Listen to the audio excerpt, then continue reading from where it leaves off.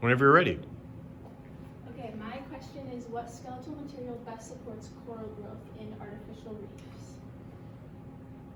Coral is really vital to the long-term environment of the ocean. It's formed by polyp colonies, which serve as a foundation for other corals and marine life to live in, like fish, eels, turtles. It's really vital to the survival of a lot of different animals in the ocean.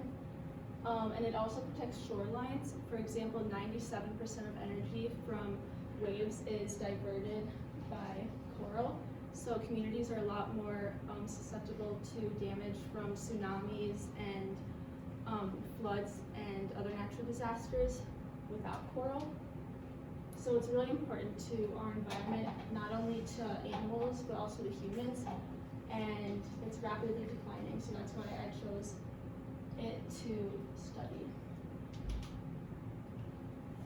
Okay, so coral grows by stacking what's called aragonite crystals, and they stack on top of each other, and they also stack side to side to thicken, which is what basically creates the skeleton of the coral. This happens when CO2 is absorbed by salt water, and coral polyps bring in seawater, which has hydrogen bicarbonate, carbonate, and calcium into the water, or into the calcifying space of the coral, which is what makes it calcify. It pumps the hydrogen ions out and just keeps the calcium, and that's what is the material that creates its skeleton. But acidification of the ocean is impeding the thickening process of coral, and it's decreasing its density, which makes it a lot more vulnerable to breakage from storms and stuff like that, which is what it's supposed to be protecting us against. For example, it's predicted that 20% of coral density will be reduced, or there's going to be a 20% reduction in coral density in the Coral Triangle, which is here in the Indo-Pacific, and it's the most biologically diverse area for marine life in the whole world. And here's a model of basically how that works, the calcification process. Okay, so acidification, that's the main problem. The ocean acts as kind of a sink for CO2, and as humans increase the amount of CO2 that they're putting into the atmosphere through fossil fuels and stuff like that, basically more CO2 is diffused into the ocean. And this causes an increase in the concentration of bicarbonate and hydrogen ions. Like in this picture, you can see that the carbon and the hydrogen make the bicarbonate ions. So then it causes there to be less available carbonate ions for the coral to consume and use to calcify. Acidification also increases the amount of energy that's needed for the calcification process, and unusually warm ocean temperatures due to excess carbon dioxide also interrupt the symbiosis between coral and algae that lives on its surface, which is what keeps it alive. And when that algae dies, that's what's known as bleaching. When you see the white coral in the ocean, that's because the algae has deserted it because it's no longer a safe environment for the algae to grow on anymore. And also here's a graph of ocean acidification in the Hawaiian Islands. So basically it just shows how CO2 is increasing, pH is decreasing, so acidification is when pH decreases. And there's also the carbonate that's increasing. Okay, so the research gap that prompted me to study what I decided to study came from me discovering a whole bunch of models of artificial reefs that are being implemented everywhere. Like when I've gone on vacation, I've seen models of artificial reefs, which are basically, since the coral skeletons are not safe for algae to grow in anymore, they're making artificial ones to try to prompt new growth. And when I was researching this, I came across a lot of different models. For example, this is the one that inspired me. It's actually made from calcium carbonate, which is the natural substance that coral skeletons are formed with. And so I thought that was really cool, but then also there's been success with, for example, here's concrete, and there's also been success with steel and glass. And I thought, oh, this is so cool that they're using this natural material, but the natural material is what is being destroyed so in the wild. So why is that something that we want to make a habitat out of? And I couldn't find an answer anywhere. I couldn't find why people or organizations that are trying to help the ocean decided which material they wanted to use.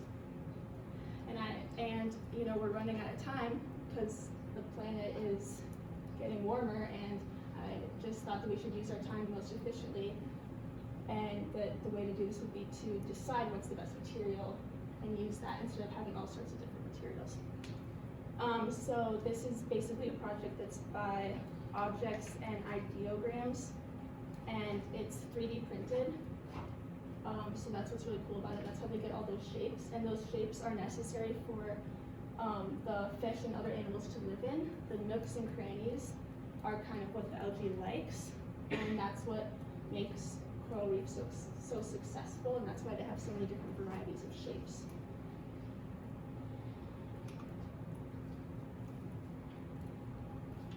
Okay, my method, and I have kind of a defense of my method.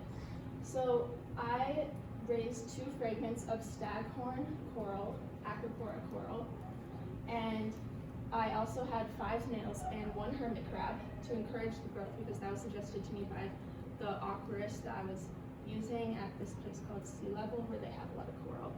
And basically my plan was that I was going to secure each fragment of coral to a different material. One was going to be calcium carbonate, and one was going to be metal or glass. And I tracked the growth in the width and height of the coral, and my plan was that I was going to compare them and basically decide from the comparison which one was best. And you'll see kind of what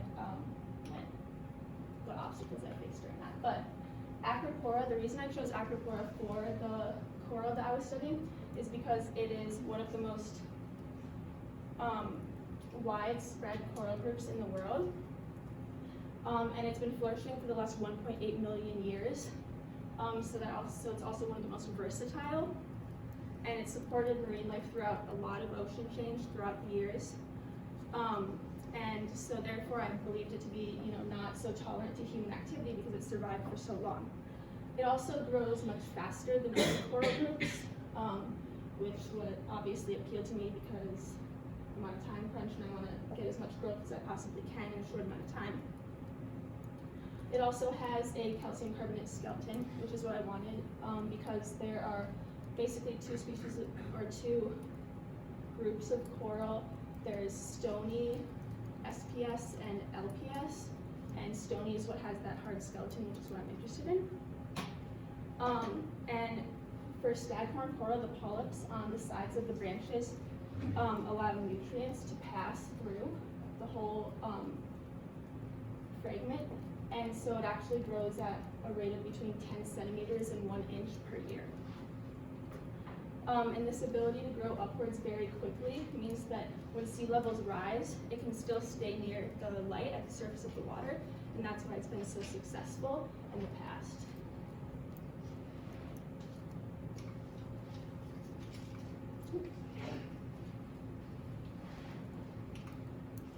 Okay, my obstacles that I faced kind of caused me to modify my experiment. So the first thing, I was originally planning that I was going to have all these corals. I was going to have 1 coral for concrete, 1 coral for glass, 1 for metal, and 1 for calcium carbonate. But then I went to the aquarist, and these little corals are maybe, like this one is like 3 centimeters. They're really small, and they're pretty expensive.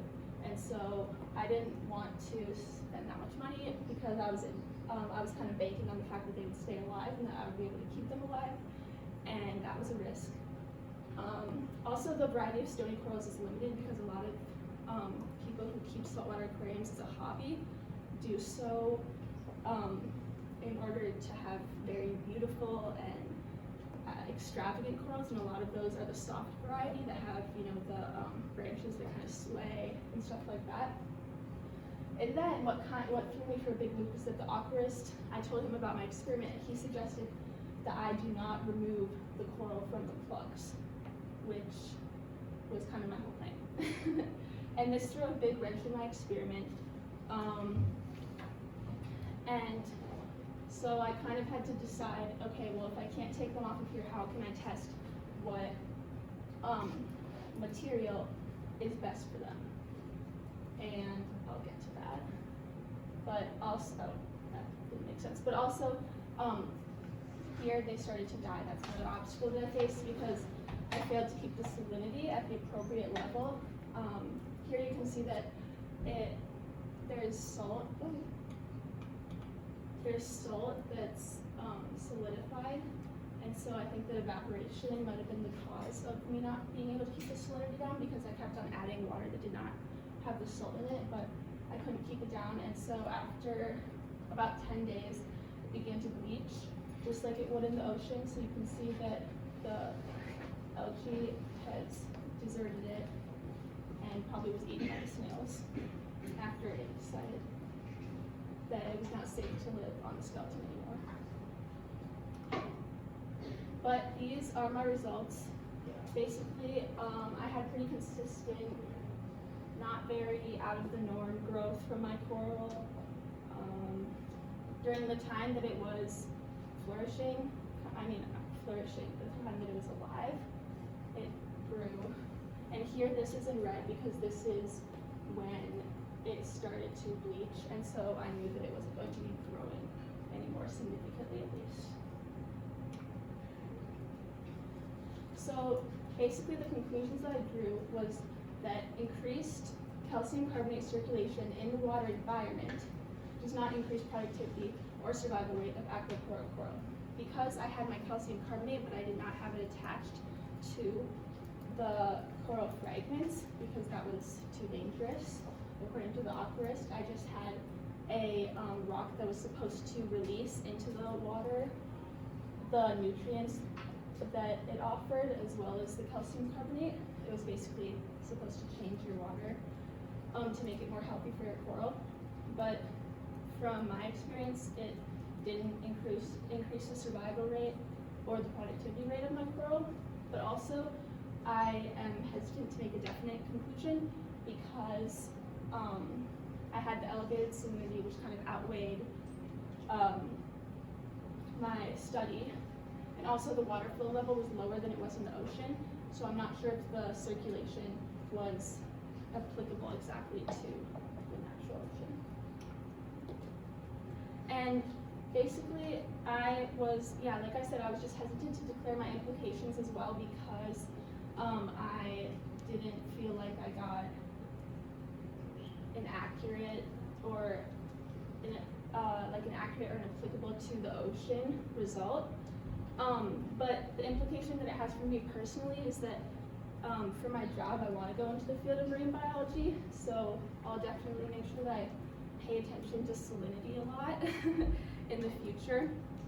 And I also learned that salinity is super important despite having all my snails to keep the microbes, they release microbes that help the coral grow, and the healthy bacteria I had going on, and I was even target feeding it shrimp. The salinity was just too much for it, and it kind of trumped it all. So, although I didn't necessarily get the results that I had planned on, I feel like I really gained a greater understanding of the sensitivity of coral, and that kind of further established an interest for me and a motive to protect it. And I feel like AP research through the biomedical science lens allowed me to still grow my understanding a lot. Thank you. A couple of questions. How did the choices you made when designing or implementing your research method impact your research process? Well, I had to make the choice to use 2 fragments instead of 4, like I mentioned in my presentation.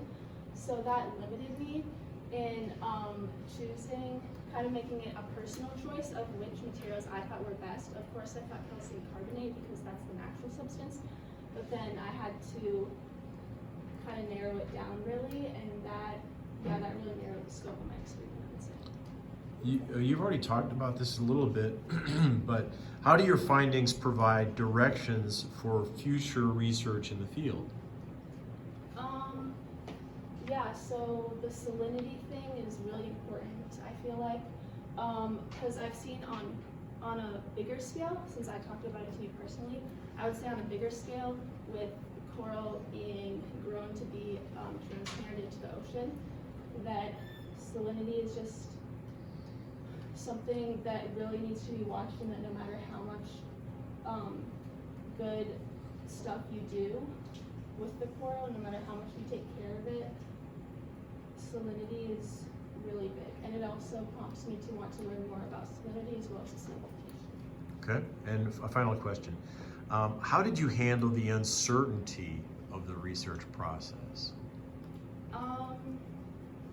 Well, I was really nervous, to be honest, about my coral dying, and that did happen. But I just did a lot of research, and I feel like I really put my best foot forward in trying to help it stay alive. And I just had to accept what happened and just kind of take my results and use them as best as I could. Okay, thank you.